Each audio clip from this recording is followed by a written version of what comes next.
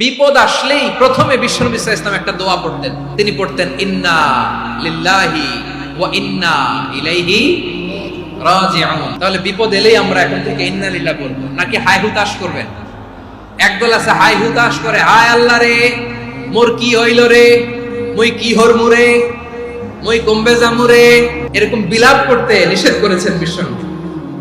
কি করব, কই যাব, কি হবে, হায় হায়, এরকম হাহুতাশ আছে না নাই? বিশ্বাসীরা হাহুতাশ করে না, তারা ইন্না লিল্লাহ পড়ে। তারপরে বিশ্বনবী পড়তেন আল্লাহুম্মা আজুরনি ফি মুসিবাতি ওয়াখলুফ লি খায়রাম মিনহা।